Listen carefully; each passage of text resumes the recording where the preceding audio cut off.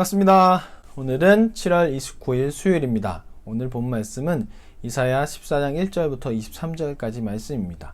어제는 바벨론의 심판에 대해서 말씀을 드렸습니다. 그래서 역사적으로 심판을 당할 것이다 메대에 의해서, 그리고 종말론적으로 바벨론은 적그리스도가 되어서 결국 남유다 백성을 괴롭혔기 때문에 하나님의 대적자로서 그렇게 나타날 것이다. 그래서 신약에서 요한계시록에도 또 신약 전체에서 바벨론에 대해서 이야기할 때 항상 하나님을 대적하는 사람들, 하나님의 사람을 괴롭히는 사람들로 등장하게 되죠.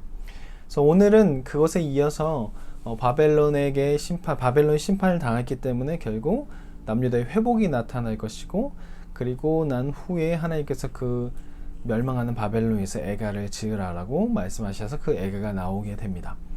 1절에 보면 여호와께서 야곱을 긍휼히 여기시며 이스라엘 다시 택하신다고 말하고 있습니다. 다시 택한다는 것은 문제가 발생했다는 것이죠. 이스라엘 백성, 남유다 백성은 결국 하나님 뜻대로 살지 않아서 결국 하나님의 심판을 받게 됩니다. 하지만 멸망하기 위한 심판이 아니라 돌이키게 하기 위한 심판이기에 하나님께서는 남유다를 다시 선택하셔서 하나님의 백성으로 사용하신다는 것이죠. 우리 삶에도 마찬가지입니다. 우리는 실패할 때가 있습니다. 실수할 때가 있습니다. 하나님을 떠나 살 때도 있습니다. 그때 기억해야 할 것은 우리가 다시 하나님께로 돌아갈 수 있다라는 것입니다. 그래서 하나님께 돌아가서 하나님 앞에서 울면서 회개하며 나아가야지 점점 하나님과 멀어지서는 안 될 것입니다. 사단이 원하는 것은 하나님과 우리가 멀어지는 것입니다. 그래서 계속적으로 우리를 정죄하는 마음이 들게 하고 하나님께 나아가지 못하게 하는데, 그때마다 이 말씀을 기억하며 하나님 앞에 계속 나아가야 할 것입니다. 그리고 3절부터는 이제 애가를 부르라고 하나님께서 말씀하시는데요. 쭉 이 바벨론의 멸망에 대해서 이제 노래를 합니다. 근데 중간에 등장하는 것을 보면 이 신화적인 이야기가 나옵니다. 당시에 통용되던 신화 부분을 사용해서 바벨론의 멸망에 대해서 이야기를 하는데요.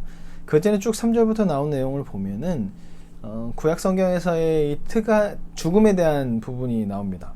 신약에서는 죽음 이후에 이제 세계가 나오지만 구약 세계에서는 죽음 이후의 세계에 대해서 이야기하는 본문이 거의 없습니다. 마찬가지로 여기서도 죽음 이후에 대해서 어떤 특정한 것을 이야기하지는 않습니다. 단지 죽음 이후는 하나님과의 관계가 끊어지기 때문에 하나님과의 관계는 죽음 이전과의 관계에서만 나타나는 것이 거의 구약 성경에서 말하고 있습니다. 그러다 보니까 3절부터 쭉 나오는 것도 역시 그런 부분을 말하고 있고요. 그리고 12절부터 나오는 본문을 보면 당시에 통용되던 신화를 사용해서 이야기하는데요. 너 아침의 아들 계명성이여, 이건 이제 별을 이야기하죠. 불가타 번역에서는 이걸 루시퍼로 번역해서 뭐 타락한 천사로 그렇게 보기도 합니다. 많은 목사님들이. 하지만 문맥으로 따져봤을 때 갑자기 타락한 천사가 나오는 것은 좀 문맥상 맞지 않습니다. 그래서 오늘날 대부분의 학자들은 이것을 타락한 천사로 보지 않고 하나의 계명성으로 해서 당시 신화를 통해서 볼 수 있었던, 그래서 바벨론을 상징하는 그런 것으로 볼 수 있는 것이죠. 그 이유는 신화에서 전체를 통치하는 신들은 별들 위에 자기 신들의 처소를 마련했다고 합니다. 그러다 보니까 그것을 이야기하기 위해서 신화의 부분을 등장해서 너희가 계명성 별들 위에 집을 지었고, 그리고 모든 신들 위에 거하려고 했던 바벨론의 교만함에 대해서 이야기하는 것이 이 12절부터 나오는 신화를 사용하는 거예요. 신화를 사용해서 너희가 이렇게 되려고 했지, 하지만 너희는 하나님마저도 무시하고 하나님마저도 위에 두려고 했던 것인데 너희 교만은 아주 나쁜 거야. 그래서 너희는 멸망당한 것이다 라고 이야기하기 위해서 당시 많은 사람들이 알던 그 신화를 사용해서 결국 이 애가를 만든 것이죠. 애가에 포함시킨 것이죠. 그래서 이것을 읽었던 사람들은 바벨론 멸망 이유를 아주 잘 알았을 것입니다. 바로 교만이었던 것이죠. 그리고 난 후에 계속 말씀이 이어져 가는데요. 보면 오직 너는 자기 무덤에서 내쫓겼으니 가증한 나무 같고 칼에 찔려 돌 구덩이에 떨어진 죽음들에 둘러싸여 쭉 이야기가 나오는데요. 이것을 말하는 화자는 당시에 이제 역시 신화인데, 신화에서 죽음 이후의 세상에 대해서 성경 말하고 구약 성경 말하고 있지 않은데, 당시에 통용되던 생각 안에서는 그 수월에 들어가게 되면 거기를 관리하는 사람들이 있었는데, 그리고 그 관리자 안에서 왕들은 특별하게 조금 이 죽기 전의 모습으로서의 조금 유지를 하고 있었다고 합니다. 그래서 그 바벨론에서 멸망당했던 그 왕들이 거기에서 이제 맞이하는 거죠. 이 바벨론 왕이 맞이해서 너희가 우리를 그렇게 하더니 너희는 이렇게 될 것이다 하면서 그 관리하는 사람들도 그곳에 미리 간 왕들도 이제 이야기하는 거죠. 그래서 관리자가 너는 여기서 이렇게 멸망당하면서 찌그러져 살아야 된다라고 이야기하는 거죠.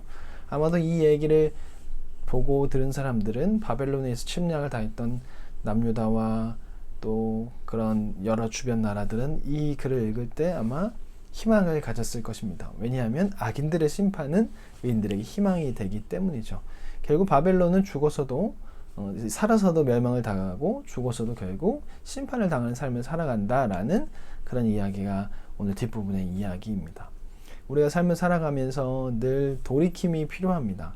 하나님께서 우리를 긍휼히 여기신다는 것을 기억하며 또한 다시 선택한다는 것을 기억하면서 날마다 하나님 앞에 다시 돌이켜서 실수하더라도 실패하더라도 하나님 앞에 나아갈 수 있는 그런 마음이 그런 생각이 있어야 할 것입니다. 그리고 하나님을 무시하고 교만한 사람들은 결국 패망할 수 있다는 것을 우리는 기억하며 살아가야 할 것입니다. 아수르가 멸망한 이유, 패망한 이유는 결국 교만이었습니다. 그리고 결국 일어나지 못하게 되었습니다. 우리가 그런 상태가 되지 않도록 날마다 매일매일 하나님의 백성답게 하나님 앞에 나아가고 하나님의 사랑을 경험하면서 그렇게 살아가야 할 것입니다. 우리는 연약한 인간입니다. 그러다 보니까 자꾸 교만하게 되고 하나님과 멀어지게 되는 경우가 참 많이 있습니다. 가만히 있으면 자꾸 뒤로 가게 됩니다. 뒤로 후퇴하지 않고 전진하면서 하나님과 멀어지지 않도록 날마다의 삶에 교만함이 무엇인지 돌아보고 교만하지 않도록 겸손하도록 하나님 말씀을 읽으며 하나님 찬양하며 하나님 뜻대로 살아갈 수 있는 우리가 되었으면 좋겠습니다. 그러면 내일 뵙겠습니다. 안녕히 계세요.